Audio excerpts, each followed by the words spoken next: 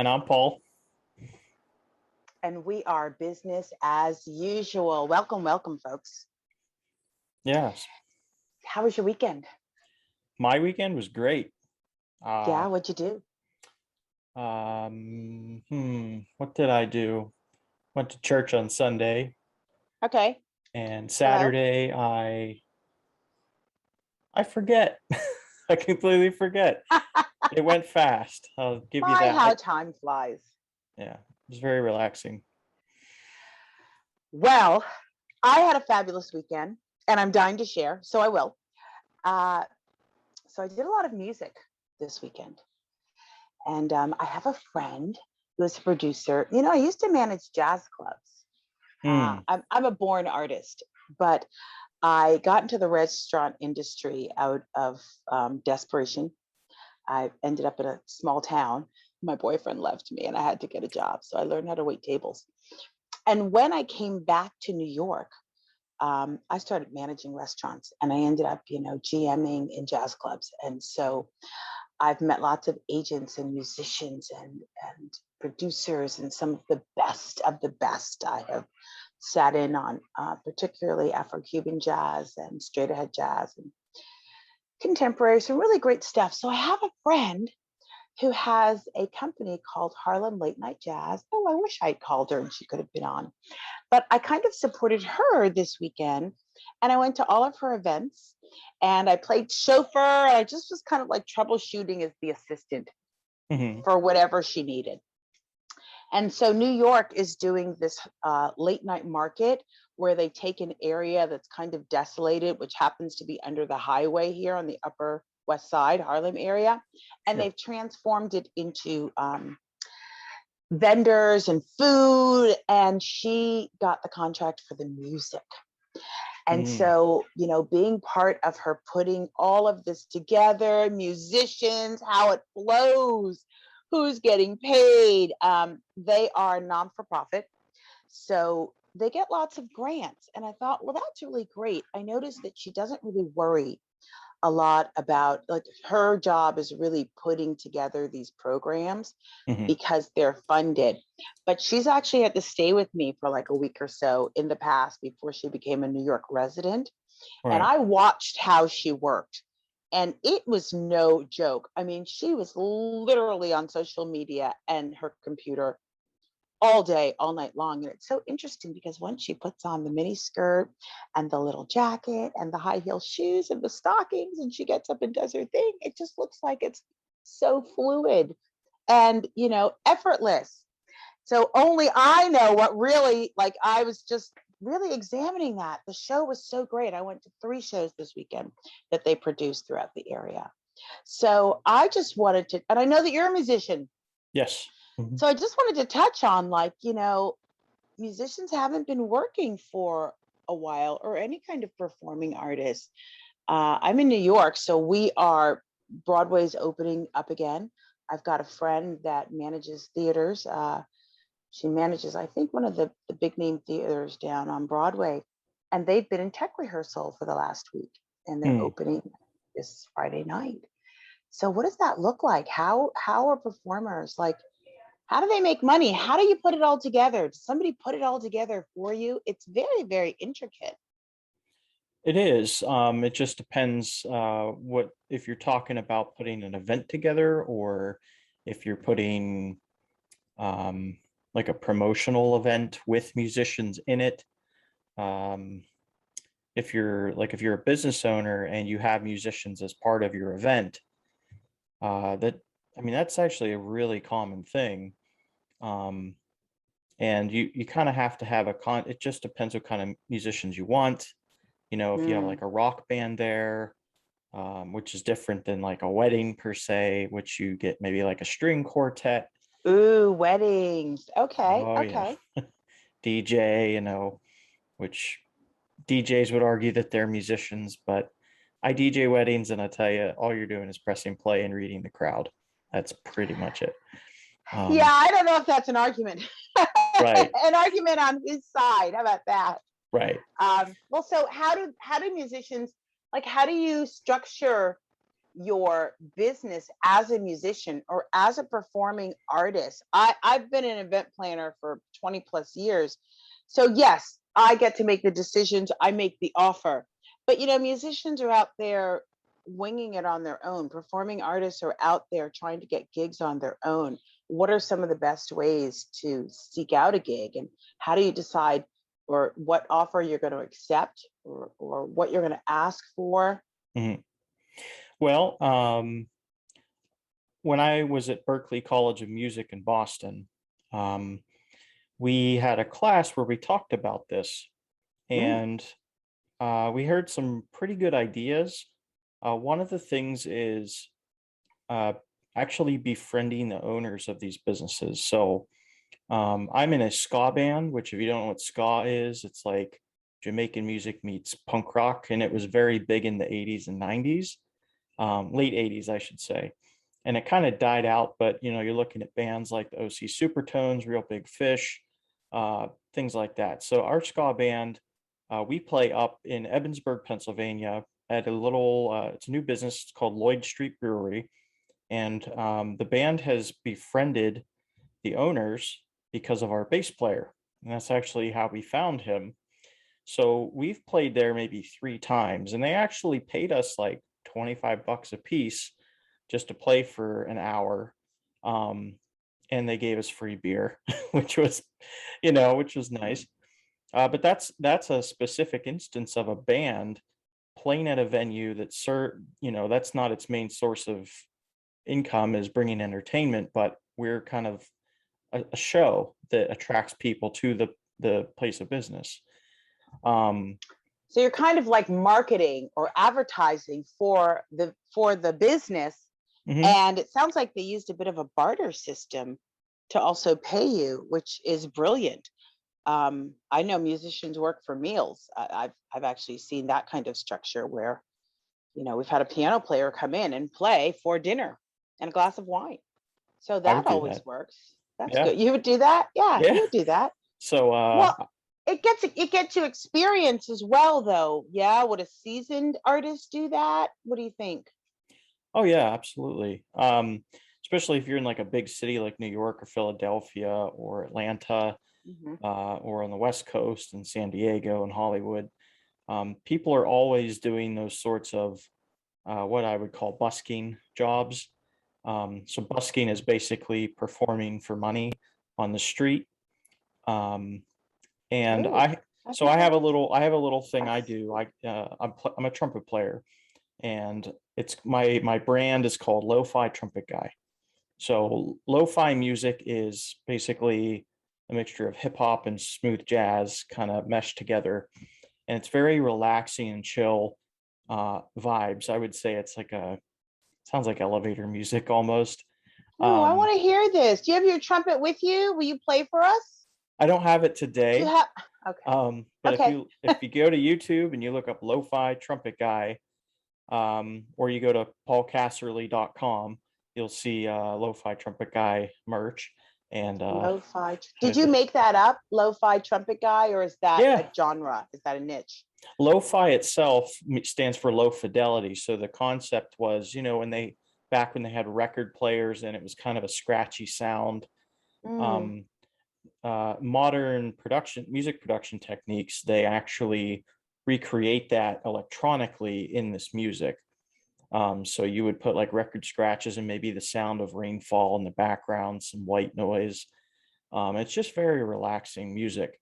Well, I discovered that I can play and improvise over this like jazz because it's the perfect genre. Um, so I started this brand because I thought, well, it's unique. No one else is doing this. And it kind of took off. I mean, they ended up, the band that I'm in, the owners, they had me the first night we played there. Um, I actually got to play over lo-fi music because some of the guests that they had there were the two sisters, and they were fire spinners from San Diego. And I kid you not, Vonda, they had like the big rings. You ever see fire spinners? Hmm. Oh Yeah, yeah, like the circus, like that kind of action. Is yeah. They that what you literally, mean? they brought Hula their hoops on fire fire. ring. Okay. Yeah, they brought them with them to the bar because they were going to do it at nighttime in the parking lot. So Ooh. I accompanied these fire spinners, and I said to myself, boy, this is the most hipster thing I've done in my whole life. I'll send you the video sometime, but man, it was fun and people loved it. I mean, they said that that was the perfect music for that, and people were giving me money, so sometimes you don't even have to ask. They just like, here's like $5, $10. Okay, I wasn't asking for money, but so So it did you like open up your trumpet case and people put money? I'm always, trying to figure out the money part. Like, how do you, was it like a gentle solicitation or did they just come up to you and hand you bills? well, this one guy handed me $10 and I tried to refuse it. He's like, no, no, man, you did a great job here. It's for gas or something. I said, okay. So I didn't solicit for money, um, which I think in Britain, like I said, it's called busking. So you're playing for Busking. money. Yeah, Okay. it's a neat term. It's not an easy thing to do for Mm-mm, yourself. I mean, no. it's really easy to show up at a gig, right, and play, Hmm. and then let the agent or or the whoever has hired you pay you. Hmm. But I know in New York we see a lot of folks busking. I Yeah. like that. Hmm. And part of the reason they do it is to support and build up courage. Isn't that right? Because isn't it scary? It can be until you get used to it. There are some I when I was in the Marine Corps, I took a trip to New York just for a vacation. Um, and there was this one group in the subway. It was a trumpet player, trombone, and two bari sax players, and then some guy on a drum. But these guys could wail. I mean, they were just playing for fun, and it wasn't anything like they had a case or a box or something for money. But it turns out these guys had like an Instagram, and they actually had a brand behind their band. So they were trying to get their name out there, and you go where the people are, and they're in the subway, they're on the streets. You don't technically need a stage because if the world is your stage, then you just go where the people are. Um, so yeah, I would say that getting that courage and stuff is actually just a byproduct of doing it.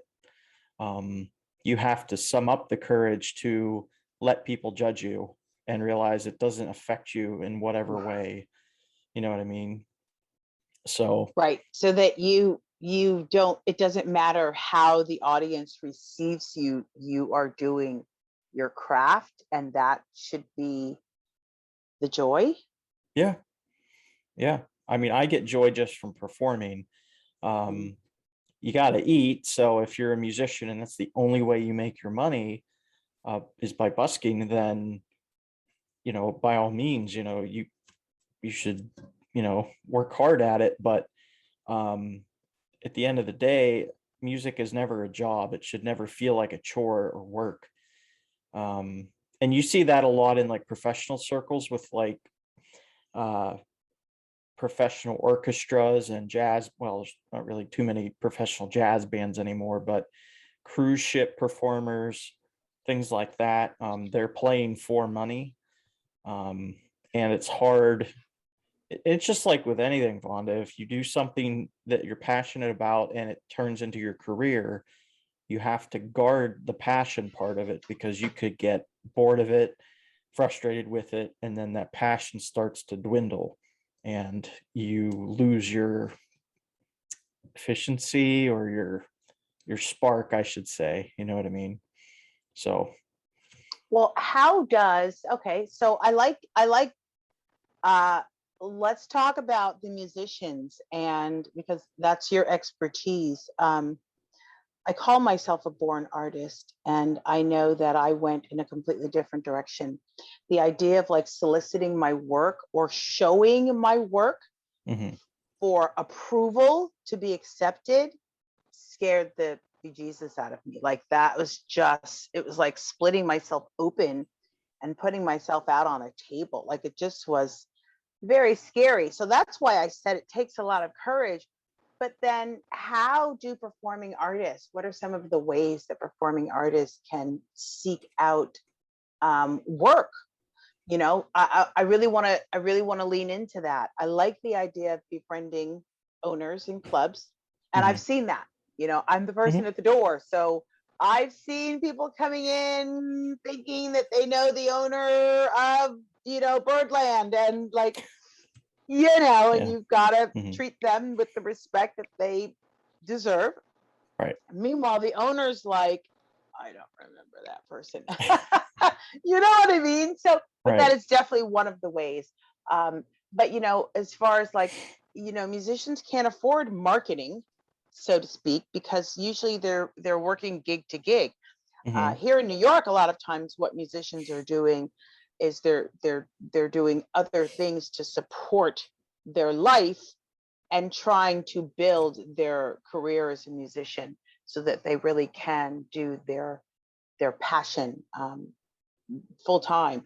The musicians that I know that are actually living their dream are are a little older. Like it's literally taken them, or they were teachers, music Hmm. teachers or something like that, and in their in their later lives, I'm seeing them, they're touring and they're doing all sorts of work, but I guess it took years to get there. So what are some of the ideas of how people can market themselves? Like how do you advertise that you're a musician?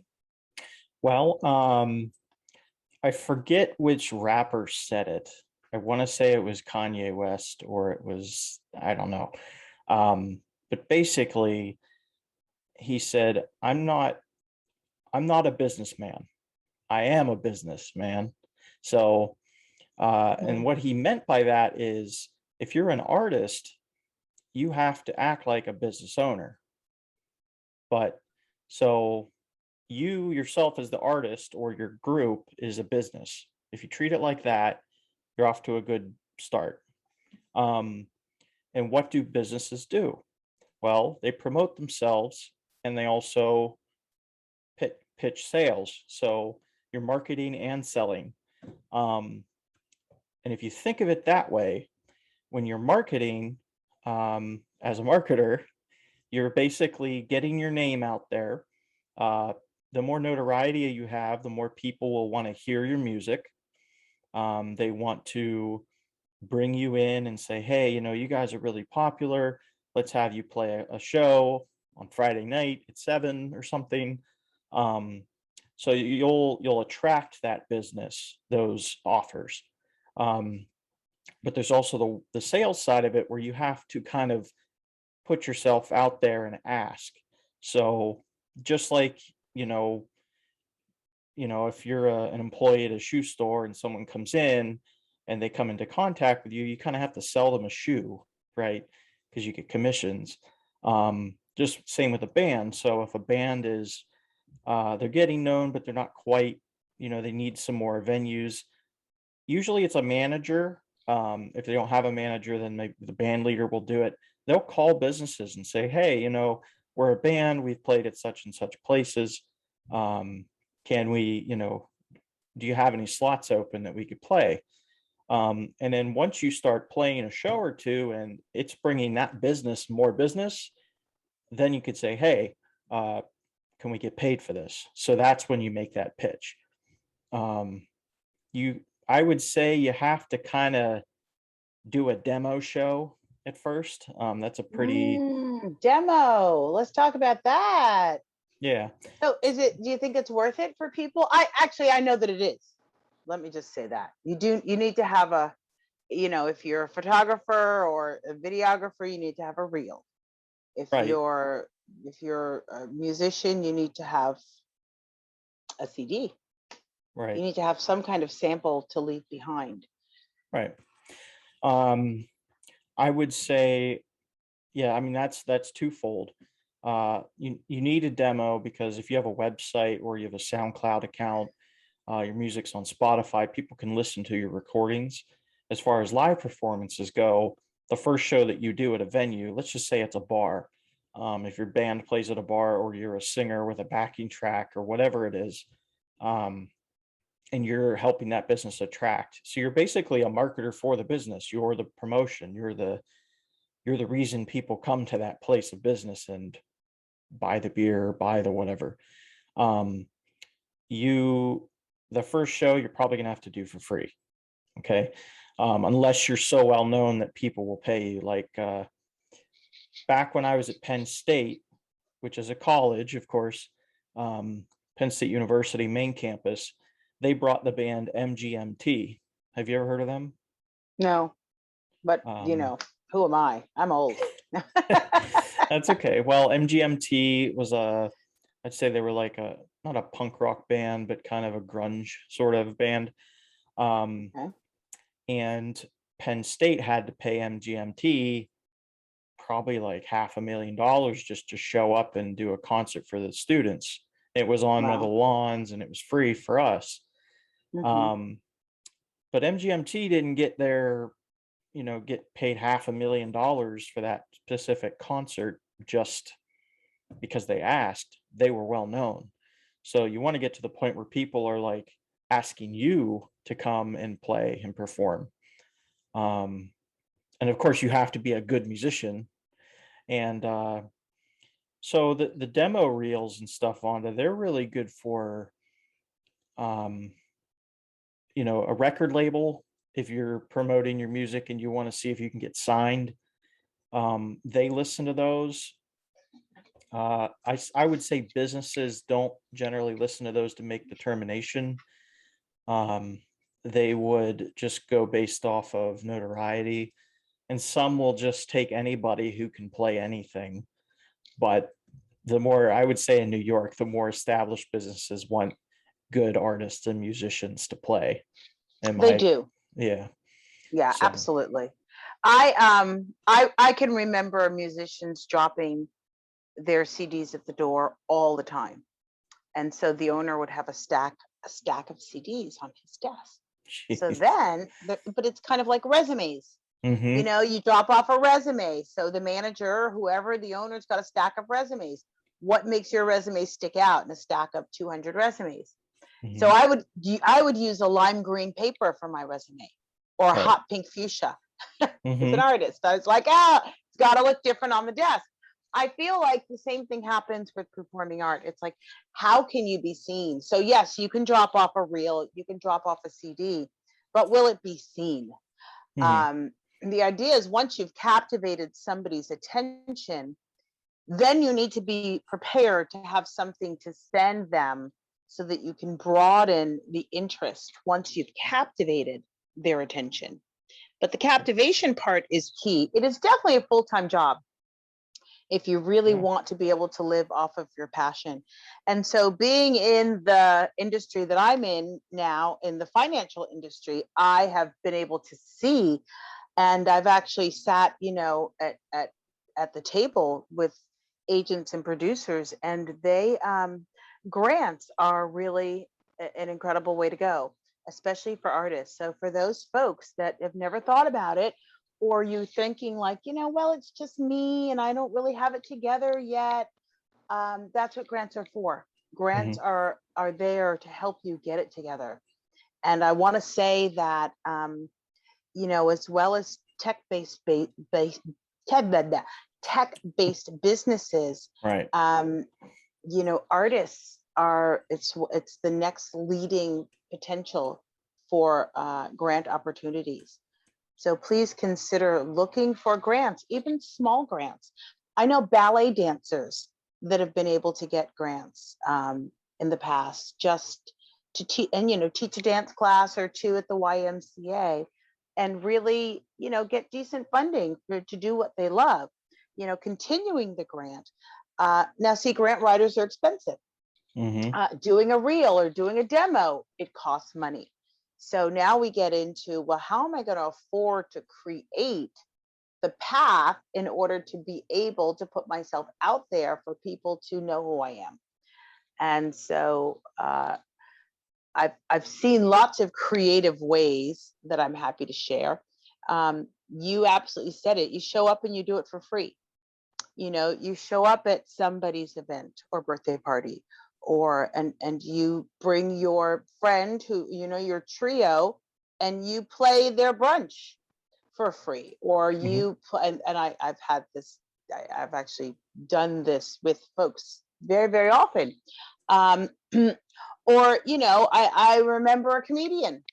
I went to her show, and she was so delightful that she knew that one of the entrepreneur women that we were brainstorming and growing with was in the audience, and she invited her up, and she was able to do her due, which was kind of like a hip hop jazz kind of, but like, we had 80 people at some little bar or cafe downtown New York. Like, what a great opportunity. But it gave her courage. And then from that, she was able to, I think she got a booking because the owner was there and saw her. So, you guys, use your friends, offer Mhm. to be a part of their venue or whatever's going on, whether it's a wedding, whether it's their birthday party. Folks are having birthday parties in restaurants all the time. Oh yeah. Uh, I know, so get up and sing. Sing that happy birthday, or find a really nice, sing it's your birthday. Sing it differently, make your own arrangement, create, like, what is it you do? I've got a friend, and what she did was she writes her own music. And so guess what she does? She I got her a gig, so it's called, who you know is half the battle. And you'd be surprised with who you know. Even if it's somebody's like, father who's in corporate. Mhm. They're doing Christmas parties every year. They're doing benefits. Entertainment is real. They're doing conventions. Mhm. So, really find your way to navigate to get on those lists, or buddy up with people that friends, family. You may not think that the corporate head has anything to do with music, but you'd be surprised. And so, what she did was she made a demo, and it took years for her to create this CD. It's not a demo, it's actually a CD. But every precinct and every police house in this country has a night that is called National Night Out, where they Hmm. must celebrate with their community. And she went to her local precinct and she said, "When is your National Night Out? I would love to be your band and I'll do it for free." And she did it. And she has now become the band every year. And from that, you've got local merchants that have Mhm. come in, and because they're passing through and they're coming to the community event that the police are holding this one day a year. And it's usually the first day of August. And it's in every town, every state. It's just, if there's a police department, then they do National Night Out. So I'm just saying, be creative with getting yourself in front of people. You do not need to be at, the Staples Center or Madison Square Garden your first time out. Start small, build your courage. You'd be surprised with who is sitting in your audience and who knows who. True. So just a little food for thought. Yeah, I always say it's who you know, you know. So It's who um it really is. yeah. But not to be not. I don't want. Okay, so but I always thought that saying was like, it's all about who you know, and that meant that you had to know someone who was really high up, or really official, or really Mm. famous, or really rich. And Mm-mm. what I've learned over time is that no, it doesn't mean any of those things. It's really about networking. It's who you know, Mhm. because that person, you don't know where they're going to work at tomorrow morning, that was sitting in on your little song at the restaurant that you sang to your friend, Yeah. that where your voice was just absolutely melting the hearts of everybody in the space. Like, so you don't know. So it really is who you know, not how much they know. Right. So to Well, and speak. it's like the bassist in my band, his name is Tim, and Tim knew the owners of this bar because he lives up the street. We also did a concert at a pool that was actually like an hour away, but he just happened to know who they were. Um, So sometimes it's people within your actual group. Uh, sometimes Absolutely. your inner circle, family, friends, or whatever. And sometimes it's extended friends, and maybe friends of their friends. But there's more people in your life that you know than you think.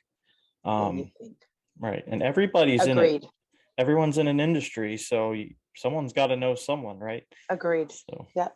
And you get further with a referral. If I walk into my job the next morning and say, oh my goodness, I'm in advertising. I heard this band last night that would be so wonderful as background for the commercial pre-test broadcast that we're doing next week. Like you never know who you know. that's true. So All that's right. nice. Be creative. Well, thank you for joining us. This has been Absolutely. business as usual. It's business as usual. I'm Paul. I'm And Vonda. guys, we'll talk to you next week. We'll see you next week. We'll see you then. Have the most amazing day.